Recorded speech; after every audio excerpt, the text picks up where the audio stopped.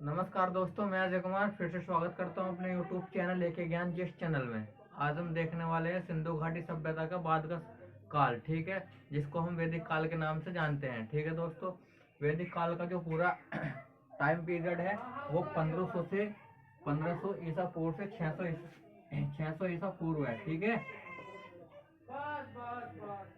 वैदिक काल का पूरा जो टाइम पीरियड है वो 1500 ईसा पूर्व से लेके 600 ईसा पूर्व है। ठीक है दोस्तों, अब वैदिक काल को भी दो भागों में बांटा गया है। ठीक है दोस्तों,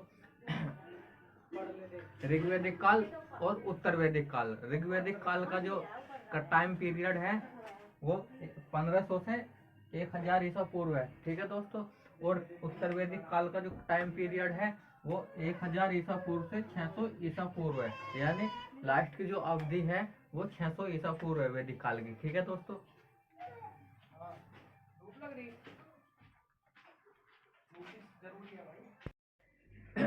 देखिए अब जानते हैं इसको हम वैदिक काल क्यों कहते हैं, या इसका वैदिक काल नाम क्यों पड़ा। क्योंकि इसकी जो जानकारी हमें अधिकतर वेदों से प्राप्त होती है। ठीक है दोस्तों, इसलिए इसको वैदिक काल कहते हैं। वेदों से इसकी जानकारी प्राप्त होने के कारण इसको वैदिक काल कहते हैं। ठीक है दोस्तों, देखिए दोस्तों शुरू करते हैं वैदिक काल। वैदिक काल का जो टाइम पीरियड मैंने आपको बता दिया है पूरे वैदिक काल का, यानी 1500 से 600। ठीक है, 1500 ईसा पूर्व से 600 ईसा पूर्व। पूरे वैदिक काल को दो भागों में वर्गीकृत किया गया है। वर्गीकृत करने का आधार क्या था? परिवर्तनों के आधार पर इतिहासकार किसी भी काल का विभाजन करते हैं। ठीक है दोस्तों, आइए शुरू करते हैं वैदिक काल। इस काल को या इस काल का वैदिक नाम, इस काल का नाम वैदिक काल इसलिए पड़ा, इस काल का वैदिक काल नाम इसलिए पड़ा क्योंकि इस काल के बारे में, यानी वैदिक काल के बारे में हमें वेदों से जानकारी प्राप्त होती है। ठीक है दोस्तों, इस काल का नाम वैदिक काल इसलिए पड़ा क्योंकि इस काल के बारे में हमें वेदों से जानकारी प्राप्त होती है। दोस्तों, साथ ही इस काल में समस्त सामाजिक, आर्थिक, धार्मिक, राजनीतिक व्यवस्था का निर्धारण वेदों के द्वारा ही होता था। यानी इस समय की जो भी व्यवस्था थी, चाहे शासन व्यवस्था हो या धार्मिक व्यवस्था हो, ठीक है, या राजनीतिक व्यवस्था हो या सांस्कृतिक व्यवस्था हो, सभी का निर्धारण वेदों के द्वारा भी होता है। अतः एक कारण यह भी है कि इसको वैदिक काल कहा जाता है। वैदिक काल सामान्यतः आर्यों से संबंधित था। वैदिक काल में हम जो भी अध्ययन करते हैं वह आर्यों के जीवन से संबंधित है। ठीक है दोस्तों, देखिए अब जानते हैं वैदिक काल का विभाजन क्यों।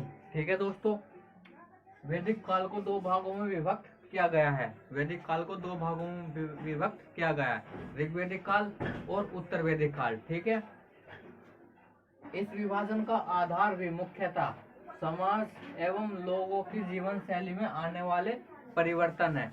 परिवर्तनों के आधार पर ही इतिहासकार किसी काल का विभाजन करते हैं। ठीक है दोस्तों,